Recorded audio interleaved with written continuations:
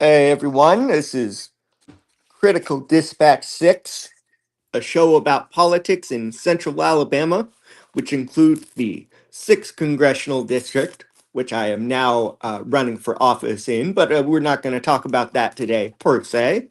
Uh, the central Alabama also includes the 7th Congressional District, which Miss Robin Litaker, our guest today, ran for as the Republican nominee in 2024, and all of Homewood, Alabama, split between multiple districts at this moment, uh, which she ran for mayor of last year. And besides that, she's a teacher and a thinker who continues to campaign and for candidates who she thinks would, uh, who she likes and puts out her thoughts for the world. Um, And so, yeah, does that sound about right, Robin? Yes. Thank you for having me on. I appreciate it. So, let's get into the written questions then. Um, what advice do you have for Homewood residents running for office? Because you've done that twice now for very different offices, and I live in Homewood, and I'm running for Congress as well. Oh, wow, good. Actually, I've run for office more times than that. I ran for Public Service Commission 3 times. And yeah, that equals 5. But Abe Lincoln ran 8 times, losing 8 times. Did you know that? I That's not surprising. That sounds about. I knew he had a long career. Uh-huh. Probably maybe at some point when I was a kid I could have said that, but yeah, no, that's what I thought about too. Is that a lot of people, you know, so there are like my two contrasting examples, right, within like the uh Democratic Party broadly defined, right, Uh-huh. is like you could be a Doug Jones type candidate where you serve in like government or the private sector for years, and then you wait till just the right moment and then you run for office and you win or at least get close, but by then you're in your 60s already. But or you could be like a Bernie Sanders type politician where like you even though the establishment isn't ready for your ideas or your personality yet, you start out young and you run for some offices and you get involved in activism, and then maybe you get close or you make it in. A lot. It's like running a business or being or trying to get into like acting or singing in some ways. You got to try a few times before you succeed. Oh yeah, yeah. And look, I've had people literally make fun of me because I've run for office so many times, but if you look at what I've run for, I've had very strong convictions about there's a need, like with the Public Service Commission. I know that that probably can go without even being discussed. The issues within the Public Service Commission, and I think I probably got myself in trouble Hmm. with whoever the powers that be are. With the first time I ran in 2018, and I have a doctorate, although don't call me doctor, just call me Robin. So I've always done a lot of research, and every time I've ever run for something like Public Service Commission, I really dove into the Alabama codes for the PSC. And I one of the first things that hit me was that it's a full-time job. But the man I was running against, and his son is running now and is in the runoff, Chip Beaker, he didn't go to work. And Mm. Now they make close to 100,000 a year plus insurance, plus retirement, plus they have a staff of 3, they have a car, they get all kinds of perks, yet what we seem to get are higher power bills. And there were a lot of other things that I researched and I looked into, and I just felt like that was an office that I could do well. I mean, I spent my entire career as a teacher and as an administrator, serving kids and uh, working with parents. And I just saw it as a service kind of oriented job that I felt like I could fit in real well because, and I'll shut up about the PSC. I feel like one of the biggest needs within the PSC is the public, they don't feel like they're being communicated with. And besides all the other problems, I mean, uh, then if you don't mind, I'll just keep going. The reason I ran against Terry Sewell, uh, I'm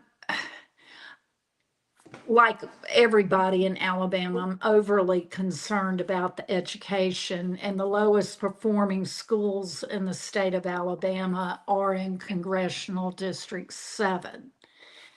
And I started, oh, almost 3 years out researching and studying and traveling. And the more I traveled into the Black Belt, the more I realized the generational problems that are down there. Like there are towns like Marion, they went an entire week, the entire week of Thanksgiving this past year with no water. Their water is typically kind of rusty looking, and for the most part, they have to buy every bit of water they drink and cook with. Yet they're left to bathe in that mess. And I can send you pictures of it. And then you go up to Uniontown and the sewage bubbles up in the street. And not only does it bubble up into the streets, it goes into the streams. And I'm sorry, I've got dogs. And it goes down into Selma, into the Alabama River. And I've had that verified through a conservation group. And I also have pictures of cattle drinking that septic water. And, you know, there are needs like that. There are great needs in the schools. The economy, are you familiar with the corridor that goes from Mobile to Memphis? What are you? Yeah, I educate me. I'm not sure what you're referring to. Okay, it's a highway that is supposed to connect Mobile to Memphis, and it primarily runs through the Black Belt. And I'm sorry, she's looking like she wants to bark. And if and when that opens up, it will open up the economy in CD7. Yet things happen, like if you go to Marion, there are a set of bridges that were built, big extension bridges that have no road leading to it. The highway hadn't even gotten to it. And I talked with some engineers, and they said that uh, by the time the highway actually gets to those bridges, they will have to tear the bridges down, or the bridges, there will be such extensive repair that has to be done on it. It'll just cost millions. So, like I said, the roads not, is that too loud? No, I can. I You're can. fine, but um, I've set it to reduce microphone background noise, so that should help. Okay, yeah, come here. um, She gets it's okay. upset It's okay. when But when I'm on the phone too long. It makes her mad. Um, anyway, they're just yeah, such extensive problems, and I mean I can go on and on. But you know, and then I mean we could talk about the hospitals closing. And what I found in that issue is like one of the things that really just broke my heart. I went to Pickens County in Carrollton. There were two little boys, Christmas of 2023, that sat and watched their daddy die Christmas Day because it took 45 minutes for an ambulance to get to him from Tuscaloosa.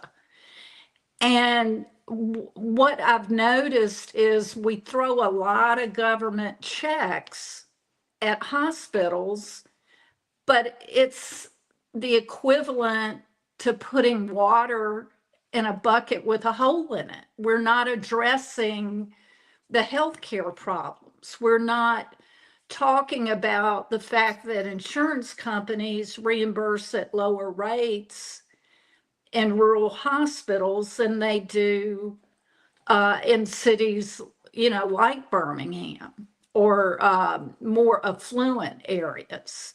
And until we address the root causes, then we're just going to continue to have these kinds of problems. And, you know, and then the last thing I'll say, I know y'all are probably aware of the fact that um, in the Black Belt has one of the highest infant mortality rates in the country. And at this point, with all these hospitals closing, mothers are having to literally drive from like Choctaw County over to uh, Montgomery to deliver their babies. And, you know, what happens if on the way the baby is in distress? You know, so like I said, I'll shut up and you can ask me questions, but I could go on and on about these, I call yeah. them generational issues.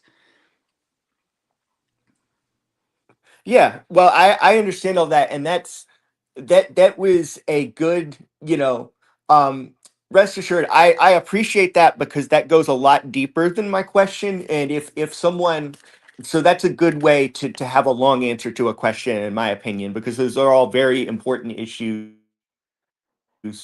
especially related to District 7, you know, very important rural agricultural areas, very important, you know, civil rights areas like Selma, and parts of our own city and county.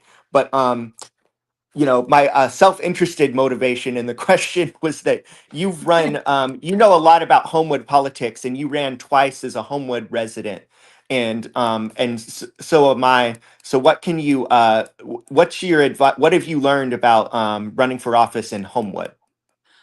Okay, and I'm sorry I went all over the place It's not okay. answering you. It's okay. The That's all very good Let stuff. me just say this. I I'm feel keeping like up if with you're banners on screen just in case, just to help people follow along. So talk about whatever you need to. I'm writing banners on screen okay, to help yeah, people keep up. leave that up because bottom line is if you're going to run for an office, I feel like one of the things that we're sorely missing, I don't care if you're a Democrat or a Republican, if you're not passionate about the office you're running for, if you don't have the right intentions, you know, Philippians 2:3, you put others before yourself.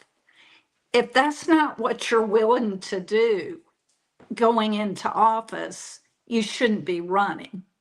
So, anyway, Homewood residents running for office, that was something that I really did not have on my radar, and I had a tremendous number of Homewood residents come to me and say, Robin, would you please run for mayor?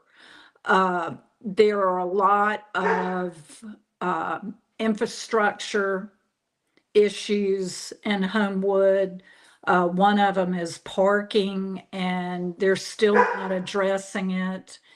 And also, if you look at the city finances, and I don't have that information in front of me, it's very concerning that even during the May races last summer, we were given false information about the budgets being balanced, because apparently what they were doing was moving money around. And I've lived in Homewood since 1992. I'm not an independently wealthy person. I had to rent for a long time. And in 2004, before things started really going crazy here, I finally could afford to buy my own house. So I'm very invested in this community. And, it's like I said, there are a lot of problems. One of them primarily is parking downtown, the traffic flow, the school district here, and nobody's really talking about this. It takes about 2.5 years to build a new school from start to finish. And the schools are overcrowded. I know that Edgewood Elementary had its largest fifth grade class that they've ever had, and they're moving on to the middle school next year. And like I said, if you think about 2.5 years from start to finish, that fifth grade class will be getting ready to go to high school, eighth grade, by the time if they started today. It would take that long for that school to for a new school to get finished. So I think there are some big concerns that people tend to overlook because Homewood has the highest tax base, and they do have an outstanding school system. But, you can't continually kick the can down the road. So those were some of the primary reasons that I finally said, okay, I'll run. But it got kind of ugly. I've never been in a race where it got ugly like this one did, but and it wasn't from my end. I don't believe in name calling. In fact, this election cycle, y'all are going to ask me back on because I'm all over the place. This election cycle, I haven't really been watching the Democratic races, but on the Republican side, it's been the ugliest I think I've ever seen. And, you hear very little of this is what I'm going to do when I get in office. And you hear all kinds of accusations about this person's doing that, this person's doing this, and I feel like that's one of the reasons people aren't going out and voting. They're just tired of it, and Right. that's And yeah. yeah, and not to say Democrats are perfect or that we don't run negative campaigns, but you do look at the fact that it, Republican turnout went down for the primaries. Democratic turnout went up. Now, I think that has to do a lot with the national climate as well. But it's also like, I got 3 flyers a week from like both sides, basically, in that attorney general race, leading up to the primaries, and it was all like the ads and all the flyers and everything was like, he's getting liberal money. He's secretly an agent for Islam. She's a secret liberal. Yeah. I By the way, mean, quick addition, y'all meant Robin, you mentioned Homewood City finance records. uh-huh. For folks listening, on your screen is a QR code for the City of Homewood's finance pages, just for added context. Oh, wow. Nice. Wow. Good job, Adam. So Yeah. how would you grade the current Homewood government? Um, that's, I would give them, yeah, are you talking about services or the public servants themselves? I guess, we've had this transition of government that you stepped into with the race and everything. So as far as like how the new government set up and when you get Oh, down to it, oh, the people who ended up being in office or staying in office handled it. yeah, I see what you're saying now. We went from a mayor council form of government to a city manager. Um, it's to me, it's been kind of a chaotic mess. I mean, you know, they talked about how important it was to have a city manager. And I'm the first to tell you, I think that they had too many sitting council members. There were, I think, 9, and the mayor and the president of the council.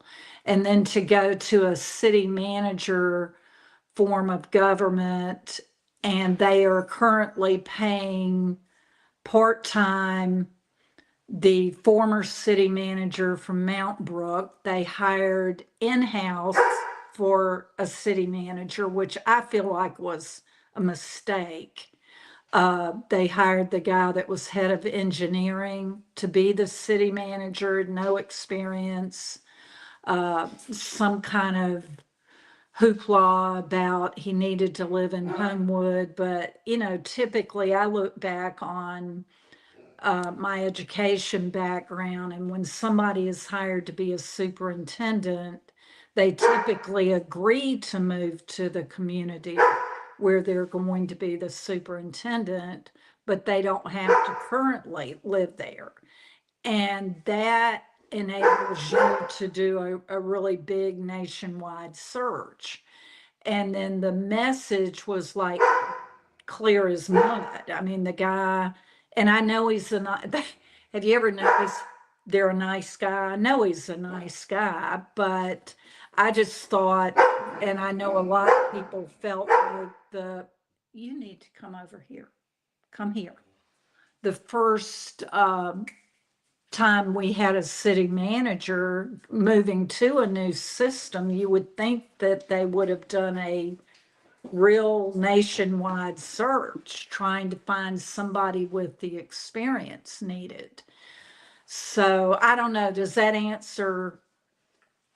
I would give them Yeah, a C, is what I would give yeah. them. I feel like the people who actually work in Homewood, the firemen, the policemen, the Park and Rec. Yeah, there were some problems with Park and Rec, but I feel like the way they serve this community is good. I just there are just some problems that need to be addressed. Well, I mean, when you put Ron Swanson in charge of any government department, you're gonna have some problems. Oh wait, not that Parks and Rec. Okay. Yeah. Right. Yeah, but there is a point to be made. If someone, I think you have a lot of like empathy and sympathy and a real clear perspective on the importance of public workers that has been, I think has been made too much of a partisan issue now, to the point where like like some of this stuff, frankly, like I don't know how you feel about him or about this stuff, but like when I see some of these quotes from like Tommy Tuberville about like teachers and stuff, it's just it's disgusting. It's like I don't know anyone in over the mountain, whether regardless of which party they vote for, right? Who would feel that way generally about teachers and just normal public workers. Like they come in and they're like, yeah, we're buying $50 gift cards for our teacher this week. Oh, I can't do that. You know, when the ethics commission, when they came out and required teachers to not be able to take a gift over $25. When I was a principal, and even myself, teachers typically are rule followers. And I can't tell you how many times I had teachers come to my office and say, I had a parent give me a $25 gift card, but with the tax, it put it over $25.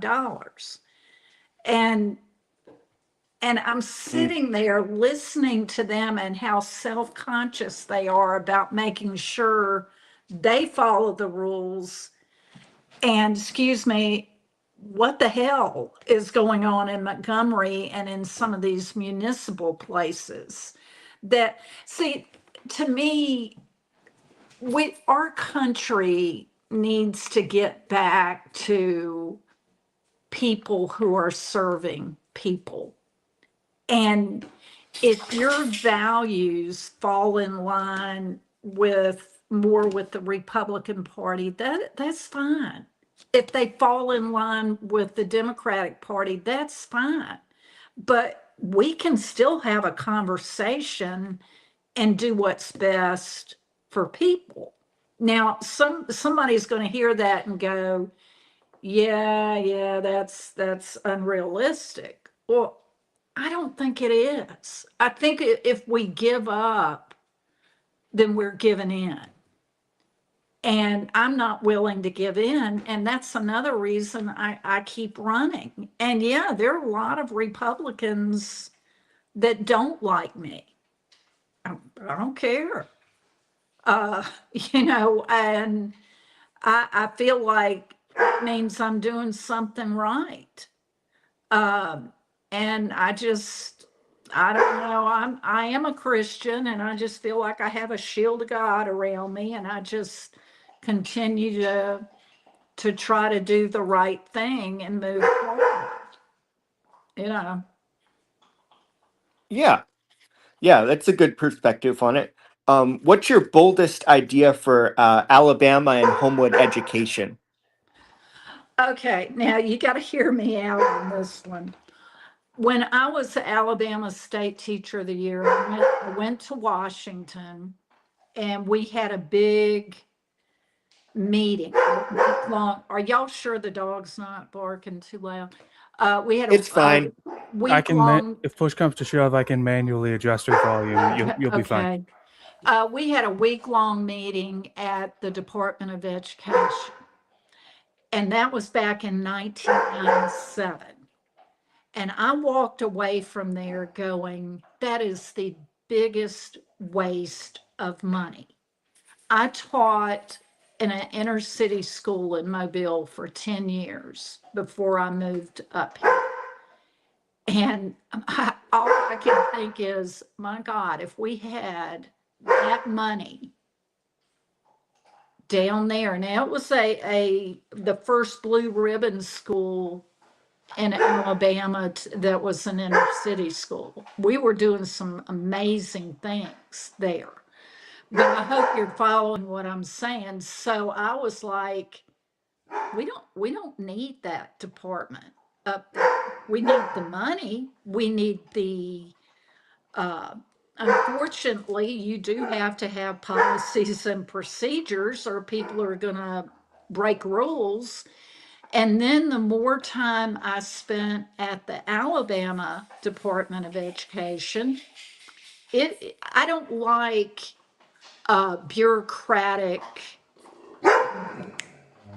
messes. And I feel like we've got a lot of them, whether it's the Public Service Commission, the Alabama Department of Education, the Alabama Department of Mental Health. They're all bureaucratic messes, and they have a lot of high level, high paid people that push paper.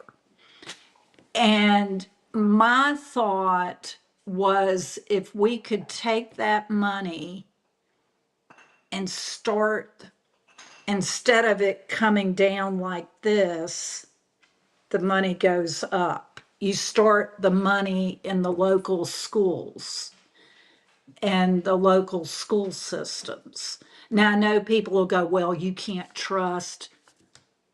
Well, I don't trust what's going on now. And our school systems have gotten worse and worse. So I feel like if local schools could have the autonomy, a teacher needs to be able to say, I need this book for this child. I need to be able to walk down the hallway. I have a third grade student that can't read, and I need to be able to walk down the hallway and get a book for a first grader and start that child there. You, there are just too many regulations, like, I know I sound like I'm all over the place. For example, if you are in a Title I school, which I have been, I was a principal in a targeted Title I school. I've taught in Title I schools. That money is supposed to equate those kids' education with the same education that the kids in Mountain Brook or Homewood are getting. And I told a parent that one time in Selma, and I said, do you feel like your child is getting the same education that they're getting in Mountain Brook and wherever? And she looked at me real funny and she said, no. And it's because of the regulations that are coming down from Washington, that are coming from the State Department. So I hope I'm making sense. What I'm saying is that teacher in that classroom knows what they need in order for a child to be able to learn. And we need to go back to letting teachers make those instructional decisions. So the money's starting at the local level. Does that make sense? Yeah, it does. You're saying that the we shouldn't have bureaucrats or politicians deciding where the money for schools should go. It should be people who are actually working in education more Yeah, so. perfect. I need to take you with me when I go places. I'm being long-winded. Yeah, I well, apologize for that's that. actually one of the things. No, that's actually one of the things that I say as publicly and as a candidate, right? Is that I believe in federal funding for education, but one of the things that divides like mainstream Democrats and mainstream Republicans is that we have all these particular mandates that end up being made. And why does it have to be that way? We can like if there has to be a mandate, then maybe it should be for things like like reducing class sizes. Like even in Homewood, apparently, the schools are over capacity. So why does the mandate have to be things like, oh, you should this, culture war issue or this standardized test or this Yeah. 5 state math standard. You know what I mean? Yeah. And see, the thing is, apparently we're from two different parties, but we're having this discussion. And I bet we could sit down and fix the problem. Oh And yeah. see, and that is, it, it's whether it is the campaigns themselves or uh, after people are in office, all they want to do is one up each other. and argue about it. And, you know, there's a difference between a battle and a war. And we can do better by our kids. You know, that saying, your educational outcomes shouldn't be determined by your zip code. And Yep. unfortunately, in Alabama, it is. If you live in Lowndes County or Choctaw County or Clark or one of Birmingham these, cities. Birmingham City, then your outcome is determined by your zip code. And, you know, every child, you know, there, now I have a sister with special needs, and that's another discussion.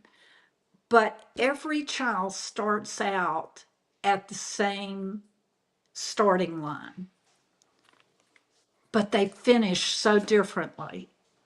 And I've just always, and that was again another reason I ran against Terry Sewell, because I felt like from the federal level, I could push to make sure that that money started in the local schools. And there are some states that are doing that, and it's working really well, you know. So I don't know. Again, I keep going back to, I've run because there's a passion about the issue of the office that I'm running for. So, and I can see that in you. I appreciate that. So, because of Adam's time needs, I'm going to skip a question and go to the last one. Okay. Um, so, I may have saved the most boring one for last, but who are you supporting, if anyone, in the runoff? Uh, I'm going to get myself in trouble.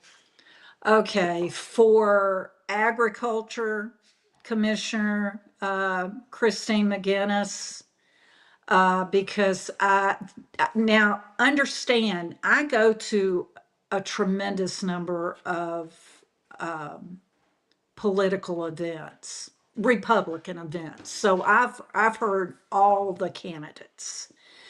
Christine is the one that's talking about, she has a 5-point plan, but she's talking about school lunches and breakfast. And that's important to me. And about making sure that the SNAP benefits are going towards nutritional food. So she's my pick for agriculture. Attorney General, you'll find out my picks rarely win, because I tend to support people who lay out clear plans, and sometimes they don't have a lot of money. I was supporting Pamela Casey for Attorney General. She's the only one that was in the race that had actually tried a case. And she's the DA in Blount County. So now I'm going to support Mitchell for that one. And I have a reason that I'll be happy to share with you later that I cannot support Catherine Roberson. Now, Lieutenant Governor, that's a hard one. If I had to vote tomorrow morning, understand I've been known to write in, and of course you can't write in on a runoff, but I think I don't know, I'd rather not say on that one if it's okay. And It's fine. Senator,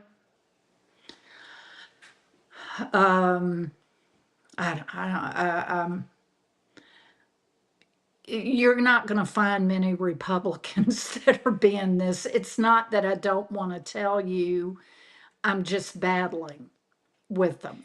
because, and a lot of it has to do with all the negative crap that you're hearing and trying to figure out what the truth is.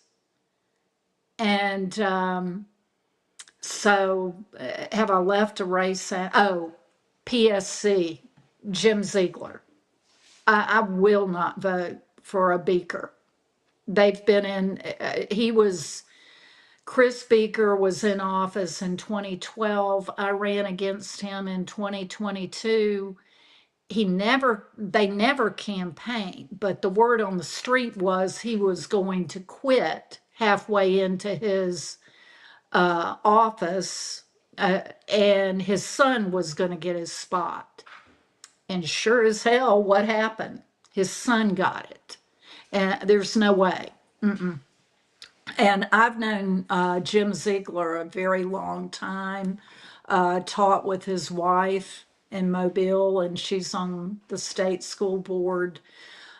I consider them to be very good people. And if you remember when Jim was the auditor and he started doing the right thing, do you remember what they did to him?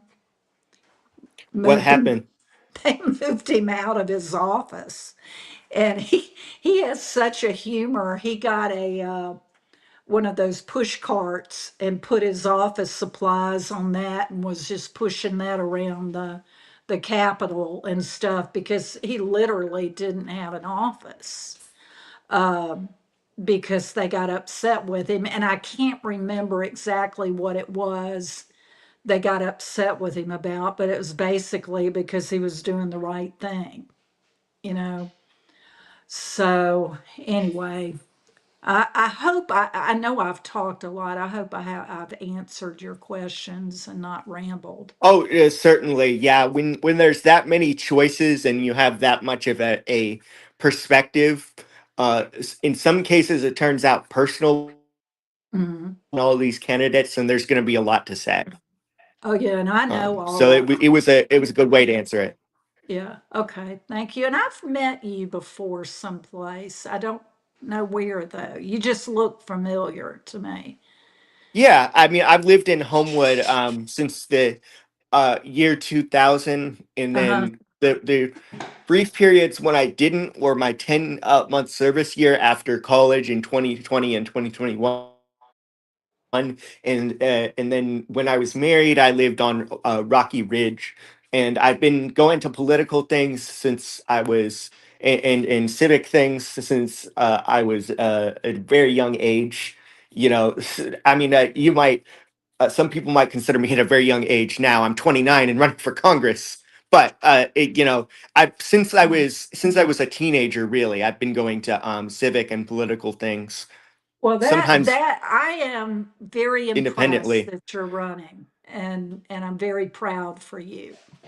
Um, Yeah, honestly, so what one thing is like I bring up Case way too much, but we're not opponents, right? At least not yet, technically. But I usually say good things about him. But like a the kind of selfish but not overly like cynical reason I would want him to prevail over Gary Palmer is because I think it would be so awesome if we had a District 6 race where there were two guys in their 20s going on a head to head and oh talking yeah. about issues, you know? In case I consider him a good friend. He's that's again, I don't care if it's Democrat or Republican, and I realize I've had gray hair since I was 17, but I'm on the older end of it. But I would love to see people in their 20s in office. But the main thing is, once you've been in office a few terms, go home. You know that old Yeah, movie, Mr. Smith Goes to Washington? yeah. That's the way it should be. And don't Go, take the Lord's name in vain as an excuse to break your term limits pledge. yeah. And see, That's what Gary Palmer did. I had a guy one night. I spoke at Alabama State University, and he was gay, and that's fine. I don't care. And he said, "You post a lot of Bible verses on your Facebook page." He said, "How could you represent someone like me?" Now, I said it better than what I'm getting ready to say, but basically, what I told him, I don't post those to preach at anybody. I post those to keep myself on the right path. Like when I said Philippians 2:3, putting others before yourself. Well, I'm not going to say that if I'm not going to do it. And Right. if you're using your religion to guide you in your service for people, then no one should be offended by it. And he was so sweet. He said, "Well, then I could vote for you." And I said, "Well, I would be awful proud if you would." So anyway, I'm sorry, rambled on and on. Yeah. No, Adam, you're an outspoken atheist. Would you vote if you had to vote in a Republican primary, which you would probably run in? Would that be would the way she's discussed her religion, would that be a barrier for you? Honestly, no. I used to be more I used to be more thinking, yeah, religion and politics needs to go, but certain religious people in politics need to go. Religion doesn't need to go. Certain people do. Yeah, and I totally agree with you. And Jesus, you're supposed to lead people to Christ, not beat them over the head with it. And I always tell people, get over here, that on that day when we're all standing in line, I ain't gonna be standing next to Jesus with a clipboard going, "Hey, you don't want people here." That's not how it works. You have to, as a Christian, I have to be accountable for myself.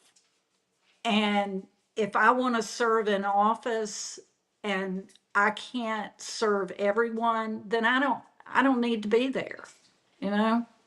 Anyway, y'all are fun. Absolutely. Amen. I'd like to Thanks. meet y'all for coffee one day. I'd love that. Uh, but yeah, thank you. That was great. Is there anything you would like to shout out or plug real quick? The only thing we didn't talk about was the kind of Republican I am. I'm a Frederick Douglass Republican. Oh yeah, no, I told Adam to put that in the suggested title. Yeah, so do you want to, is there a book that you want to recommend? You showed me some books. Yeah, this is, if you ever get a chance, you ought to get K. Carl Smith on your show. Of course, I love Frederick Douglass anyway, but K. Carl has written a book. It's called Frederick Douglass Republicans. And he came up to me one night before I knew him. He said, I was running for PSC, and he said, "How did you know to say the things that you said?" And I said, "Well, I'm just an old school Republican. My granddaddy was a Republican, and so was my dad. Now, my mama was a Democrat, but it's basically, he outlines 12 principles, and we don't have time to get into it, but, it's things like smaller government. And when I was talking about bureaucratic messes, to me, that's big government. I think we can do better than that. I believe in the Constitution, those kinds of things. Now, it's like I said, there'll be things that we disagree on with it, but bottom line is, it's like I said, I don't think there's anything that we can't come to consensus on. And if that means you have to concede, there's certain things you're not going to agree on, but and I guess it's from being a teacher for so long. My God, we ought to be able to get along and grow up and figure it out. Anyway, I'll leave it at that. Yeah. Well, this has been a Critical Dispatch. Well, thank you for having me. Thank you for coming on. Okay, anything else, or y'all done with me? Anything else, Adam? Robin, the way you worded that, I got the outro music rolling right now. The way you worded that gave us the cleanest outro in this entire podcast history. That was so smooth. Oh, thanks. Good. Well, thank you for having me. And I was sincere. I'd love to meet y'all for coffee one day. That'd be a good thing. Oh, yeah. All right. And keep me posted on your campaign. Okay? Absolutely will. All right. Thanks. Can I go ahead and sign out? Yes, you can. Thanks for watching. This has been Critical Dispatch 6. I gotta go get ready for a doctor's appointment. But in the meantime, if you like what you saw, like and subscribe. This is Sherman. You were on to interject. Sorry, I got outro music playing in my headphones, trying to talk a little loud. Anyway, you have a nice day.